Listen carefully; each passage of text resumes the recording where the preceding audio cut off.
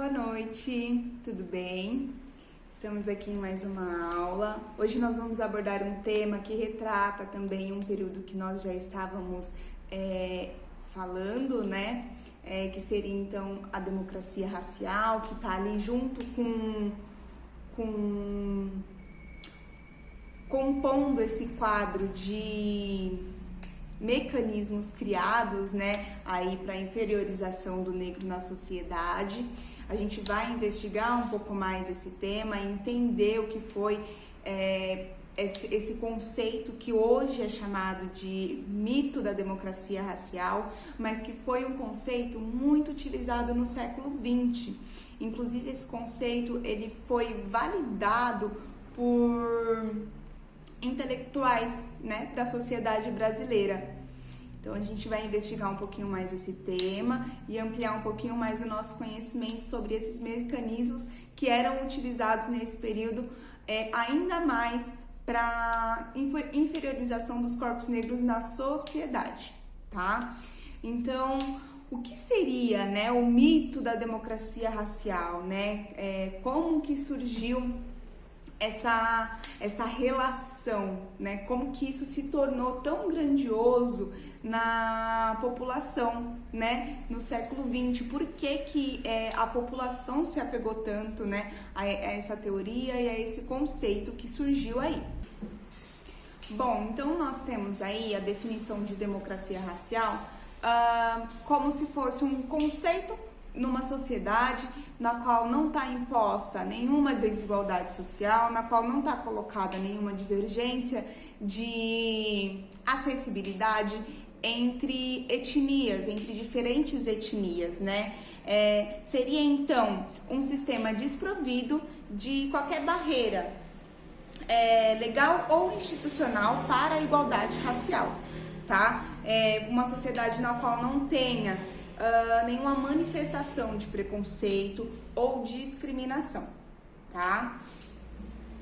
Assim como já citado outras vezes aqui também em outras aulas, em 1888 ocorreu a abolição da escravidão, né? E em 1889 a proclamação da República universaliza, em tese, o direito à cidadania. Então, essa ação, né, ela oferece para a sociedade, ela oferece para a população o direito de que todos são iguais e que todos têm o direito de exercer as mesmas funções, né? Entretanto, isso não era posto dessa forma, né? Também nesse período eles distinguiam a cidadania dos direitos políticos, né? Então você poderia ser considerado um cidadão brasileiro sem exercer os seus direitos políticos. Nesse período eles colocaram, inclusive, né, é a nossa primeira contradição dessa universalização de cidadão, né, enquanto cidadão. Essa contradição, ela surge na Constituição de 1891, onde é declarado que os direitos políticos só deveriam ser exercidos por pessoas alfabetizadas, né? Excluindo então a participação política das pessoas não alfabetizadas. Isso já incluía uma grande parcela, quer dizer, a maioria da população afro-brasileira no período, justamente pelo fato deles serem analfabetos, né? Então eles não poderiam ter uma participação ativa na política, porque isso já foi colocado, né? Dessa forma. Inclusive a gente deve se pensar também pelo lado da educação, a questão da educação ter tido um progresso tão lento, né, na nossa sociedade, né? Foram mecanismos utilizados para que a população negra ela sempre estivesse mais atrás. Então, já que eles o tornaram cidadão de uma sociedade, nós vamos criar outros mecanismos que façam com que eles continuem sendo inferiorizados. Então, legalmente, né, para qualquer pessoa que pudesse olhar na Constituição, veria que todos seriam cidadãos, mas nem todos poderiam participar da sociedade ativamente, né? Eles não poderiam nem votar e nem mesmo serem votados, eles não poderiam se candidatar para serem votados, né? O que gera aí até uma especulação de que, claro, nem todos os negros no período eram analfabetos, né? Teriam negros letrados também nesse período. Entretanto, se parte da sua população que se sente representada por ele não pode votar, né, nessa figura representativa, ele se candidatar seria apenas por figurativo, talvez uma representação, né, para a população, porque na verdade, se a população não pode eleger, ele não se elegeria mesmo, né? Se a população não pode votar, ele não se elegeria, né? Até porque, já que a gente tem um padrão político nesse período, né? Já que a gente já tem esse padrão da elite que conseguia manter o poder ali, manter o domínio, manter a centralização do poder, eles também não iriam dar oportunidade para esses tipos de figuras diferentes dentro da política. E eram exatamente por esses motivos que eles já determinavam que os analfabetos não poderiam nem votar, nem serem votados, tá? Então, com toda essa exclusão social que estava rolando na época, porque também não foi só o mito da democracia que estava surgindo ali naquele período, a população, principalmente a elite brasileira, passou a culpar os próprios negros, né, os próprios povos negros, de não conseguirem os acessos que eles teriam direito, né? Então a culpa caía sobre eles, né? Sobre o fracasso da vida, sobre eles não conseguirem um emprego, sobre eles não conseguirem ter acesso à educação, né, a uma saúde. Eles eram merecíveis da miséria que eles viviam, né, porque eles não conseguiam por mérito deles, porque a sociedade dava o direito deles terem os mesmos direitos, a sociedade, o Estado fornecia essa oportunidade deles terem os mesmos direitos, né? E isso foi tomando a população, isso foi tomando o pensamento da elite, que constituiu e validou cada vez mais o pensamento dessa democracia racial, né? Porque só o fato de considerarem todos cidadãos, isso queria dizer que todos poderiam ter acesso às mesmas coisas, por mais que não o tinham, né?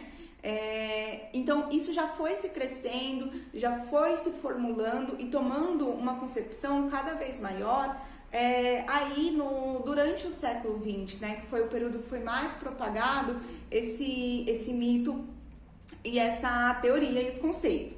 Então, como a gente pode ver, os assuntos, né, o assunto, na verdade, abordado nessa aula se conecta com outros assuntos que nós já retratamos aqui sobre a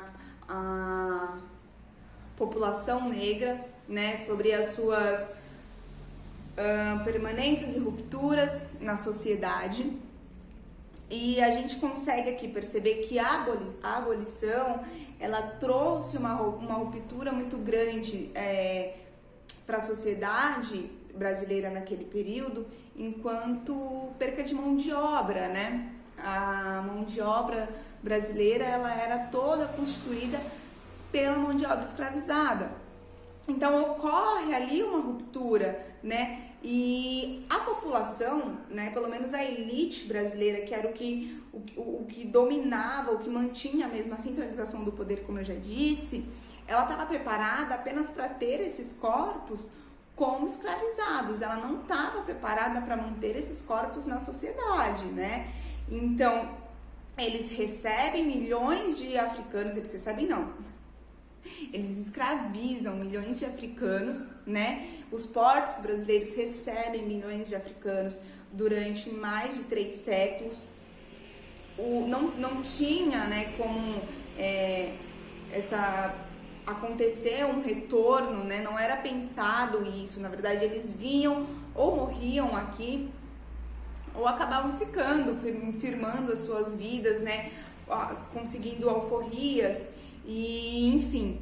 Então não tinha um plano estratégico para que um dia, se isso acabasse, se esse mercado, né, esse mercado horrível que eles criaram acabasse, não tinha uma estratégia para que eles voltassem. Entretanto, a população brasileira também não os queria aqui no país. Eles eram mal vistos, né? Era como se eles fossem o mal da sociedade, né? Eles queriam transformar a sociedade sem a população negra, mas a população negra ela era a maioria. Ela era a maioria justamente pelos longos processos, né, que sofreu a escravização. Então, eles não queriam essa população mais aqui no país. A intenção da elite e do Estado era mesmo de exterminar esses povos, né? Era deixar esses povos marginalizados, jogados à margem da miséria, para que um dia eles deixassem de existir. E como um pensamento de raça branca, ariana, forte e dominante, eles acreditavam que a raça branca, né, que a etnia branca iria se sobrepor à negra um dia, né, que o país seria totalmente composto de brancos, né?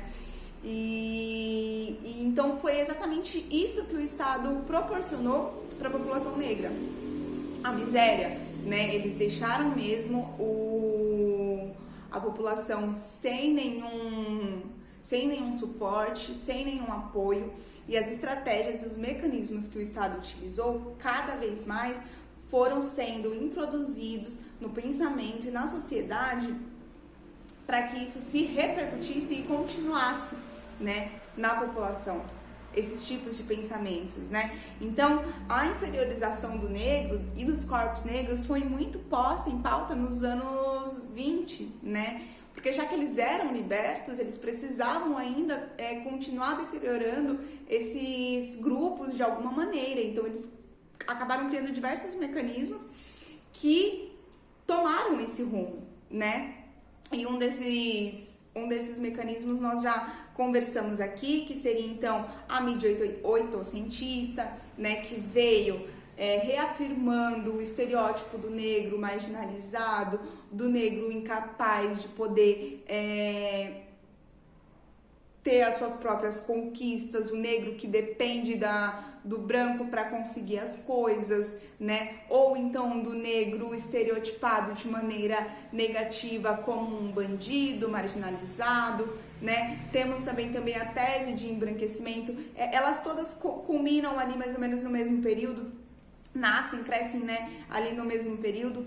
A tese de branqueamento, que vem com a intenção mesmo de clarear a população. Como eu disse, eles tinham a concepção de que a raça branca, a raça ariana, seria predominante. Então, conforme a miscigenação fosse acontecendo, a população teria a tendência a embranquecer, né? E então, o que nós estamos falando hoje é da democracia racial, que seria essa ideia de acreditar que no Brasil não existia desigualdade, de que a cidadania por si só proporcionava a igualdade para a população, mesmo nós sabendo que não, né? Então, isso também foi muito colocado em pauta, porque a democracia racial imposta, né, no pensamento da sociedade, validada por intelectuais, acabam gerando o sentimento de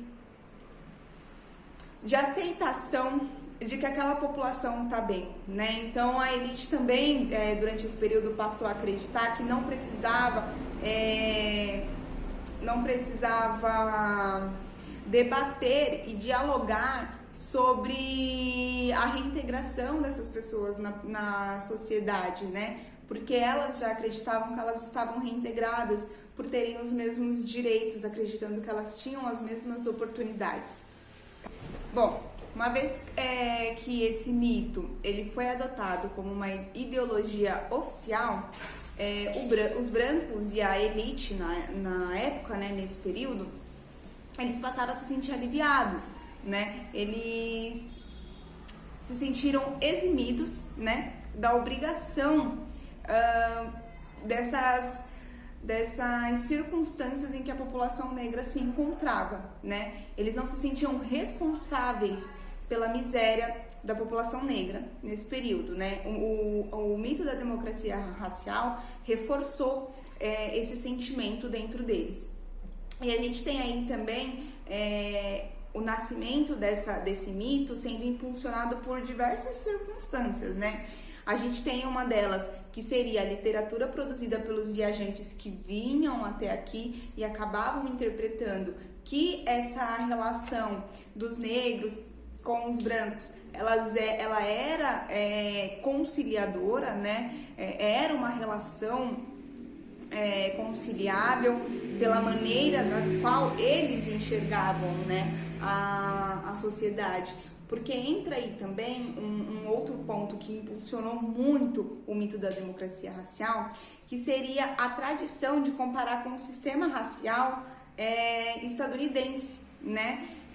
Pelo fato dos Estados Unidos terem impostos uma segregação racial muito mais, como que eu posso dizer, forte por ter sido legalmente colocada, os outros países acabavam enxergando que essa desigualdade não acontecia no Brasil, justamente pelo fato das relações acontecerem, né? Não olhando pelo lado da desigualdade social, da desigualdade e da dificuldade de conseguirem acessos em novos empregos e oportunidades, um acesso a uma educação melhor, a uma saúde adequada. Então, eles enxergavam apenas como ambos se relacionavam, né? Pelo fato dessa segregação ser tão forte, né, nos Estados Unidos, eles acabavam sempre comparando o sistema de outros países com o sistema dos Estados Unidos. E isso fez com que o mito da democracia racial se validasse cada vez mais, né? Porque legalmente falando, todos eram cidadãos. Então, todos eram considerados, né, cidadãos brasileiros. E isso fez com que o mito da democracia racial fosse cada vez mais validado. Nós temos também a produção da elite intelectual e política que validava isso, né? Quando a gente tem um apoio científico nesses conceitos, nessa tese, ela acaba se validando mais, ou então as pessoas acabam se apoiando nesse suporte científico para poder validar esse conceito. A gente tem também o direcionamento do movimento abolicionista institucionalizado, né? Como a gente retratou na aula sobre a mídia oitocentista, a gente percebeu que a mídia constituía alguns abolicionistas que se diziam, né, então, a favor da abolição, mas elas empregavam ainda essa figura do negro marginalizado, do negro coitado, do negro bandido. E então essa visão, por mais que elas partissem de pessoas que eram consideradas abolicionistas no período, elas ainda continuavam retratando a inferiorização dos corpos negros na sociedade, tá? E também o processo da miscigenação, né? Mesmo que sem identificarem, né, como que esse processo da miscigenação ocorria no país, eles acreditavam que pelo fato de ter essa relação, né, da mistura, da miscigenação, seria então um estreitamento das relações raciais, né? O que também validava esse conceito da democracia racial. Então, a gente tem aí diversos fatores que estimularam e validaram cada vez mais a democracia racial, e é por isso que hoje, por mais que nós conseguimos enxergá-la como um mito, ela ainda está posta na sociedade de maneiras mais escondidas, né? Como, por exemplo, não acreditar que existe racismo no Brasil, né? Isso é uma consequência da democracia racial, que inicia-se aí no final do século XIX, com a chegada ao Brasil. Informações que vinham, né, do norte, e essas informações, esses conceitos que chegavam aqui,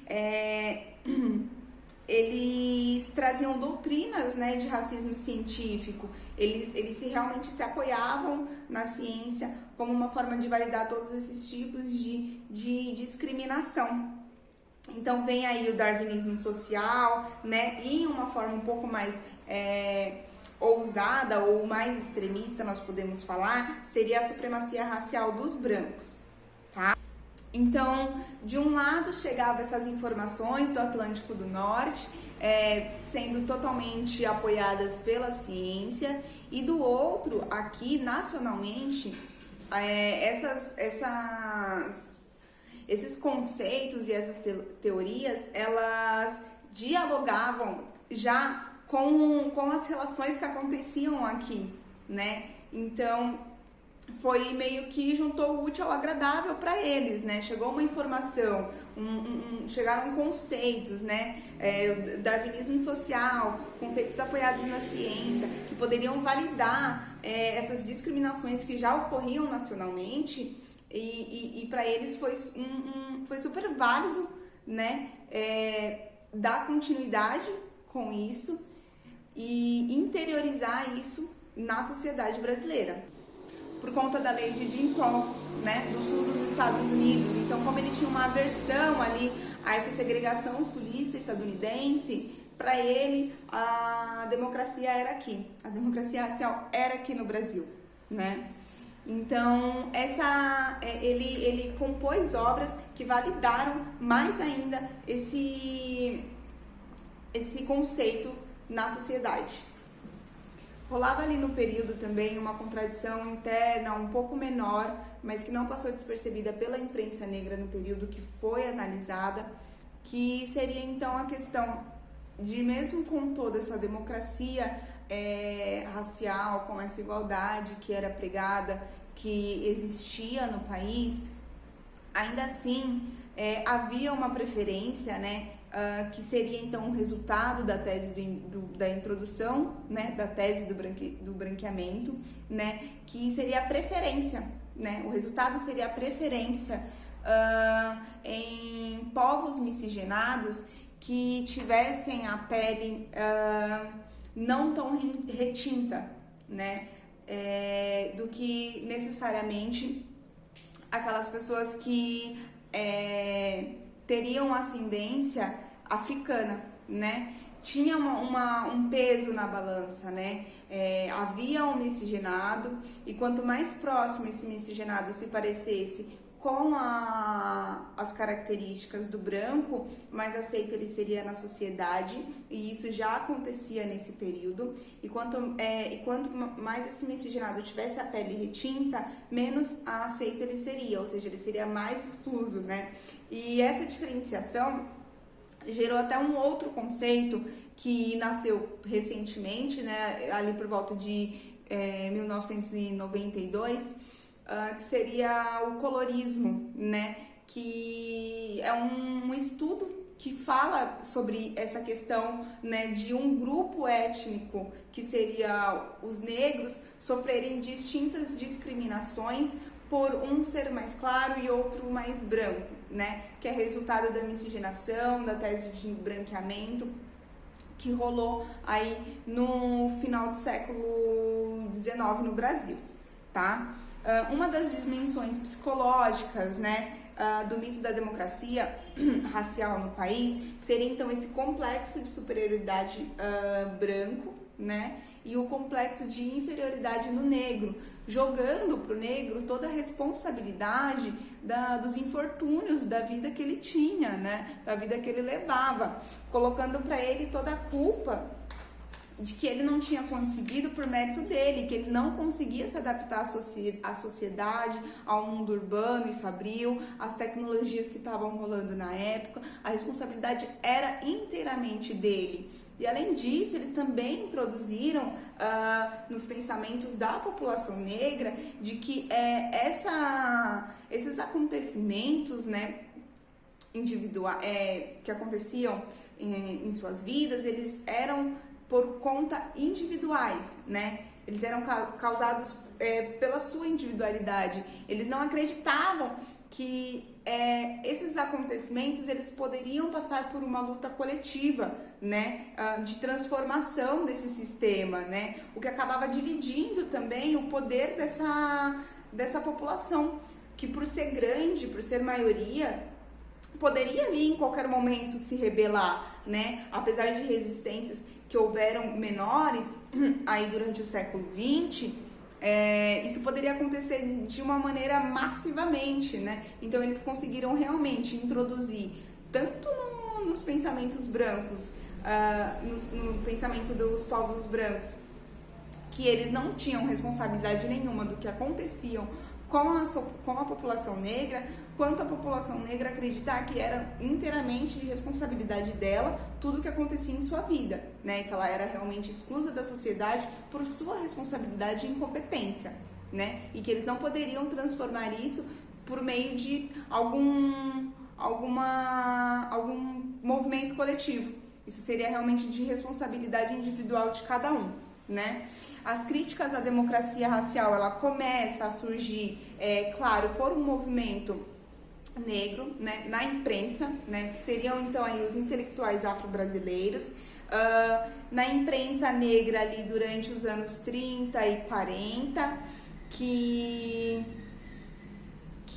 acaba sendo gerada por um viés um pouco menor, até porque naquele período era um período no qual a imprensa se utilizava da voz do Gilberto Freire para poder validar mesmo esse conceito de democracia racial, porque, como eu falei, era muito bem visto internacionalmente você colocar esse posicionamento de um país em que há igualdade, né?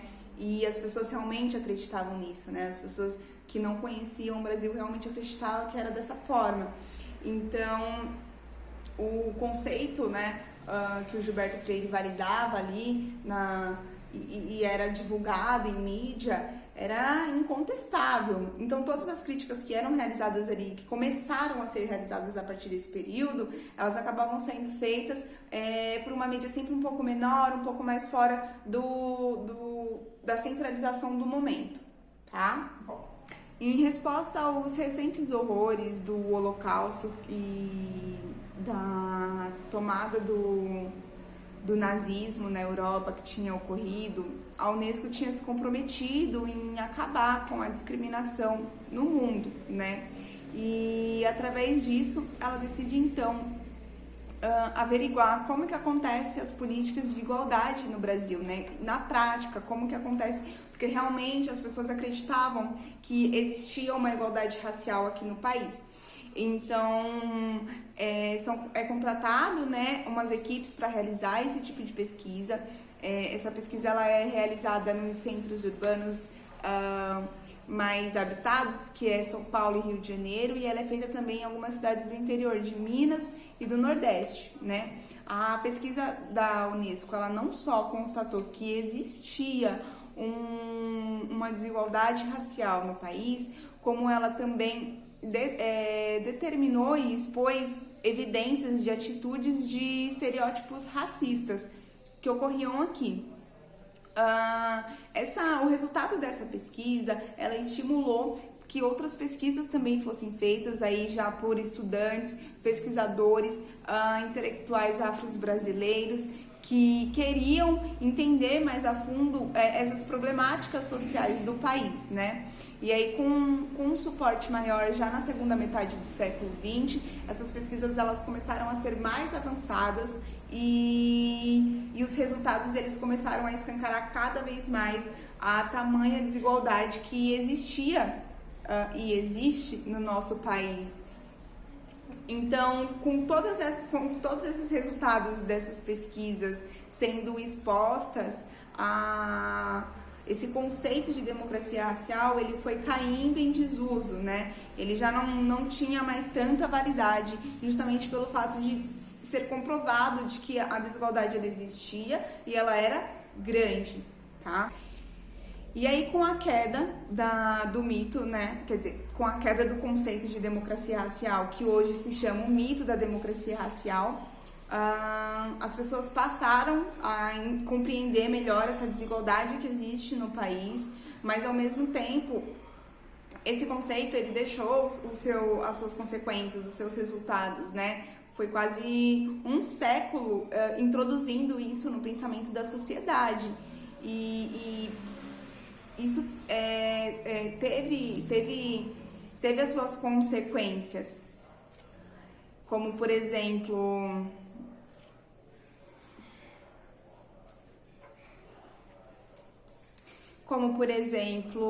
as pessoas ainda acreditarem atualmente de que o racismo não existe no Brasil, né? Ou então diminuir ou inferiorizar a dor, né? A dor que essas pessoas sentem. A gente ainda está num processo, né? De romper isso. Por mais que os resultados eles tenham rompido, que isso não existiu, a introdução no pensamento da sociedade, ela ainda está posta de algumas maneiras, por mais que escondidas, né? Então, a gente está ainda num processo que a gente tem que trabalhar e tem que estar sempre atento sobre as falas das outras pessoas. Muitas vezes, até inconscientemente, a gente percebe que está tão presente quanto nunca, né? E pra gente finalizar a aula, eu decidi fazer uma questão, né? E essa questão ela é trabalhada no conteúdo de hoje. E eu vou apresentá-la aqui pra gente poder pensá-la juntos, tá? Bom, questão. A democracia racial é o estado de plena igualdade entre as pessoas, independentemente de suas características ou etnia. Esse conceito foi muito compartilhado na sociedade do século XX. Com base nos conteúdos estudados, a teoria da democracia racial projetou na população a desconforto entre os intelectuais do período que compreendiam a realidade da nação, b. revolta internacional gerada por ativistas estadunidenses do movimento negro, c. êxito em relação às conexões entre as etnias e ao contentamento de fazer parte de uma nação igualitária, d. a ilusão do paraíso racial e a ausência de pensamento em uma reparação histórica para os afro-brasileiros, e e. a necessidade de mais intelectuais que abordassem sobre o conceito para sermos bem vistos internacionalmente. Bom, nós temos aqui 5 opções. A alternativa correta é a alternativa D, né, que seria então a ilusão do paraíso racial e a ausência de pensamento em uma reparação histórica para os afro-brasileiros. A alternativa A, desconforto entre os intelectuais do período que compreendiam a realidade da nação, ela é falsa. Na verdade, os intelectuais dos períodos, eles se apoiavam em cima de conceitos científicos vindos da Europa para poder consolidar esse conceito aqui no Brasil, tá? B. Revolta internacional gerada por ativistas estadunidenses do movimento negro. Essa também é falsa.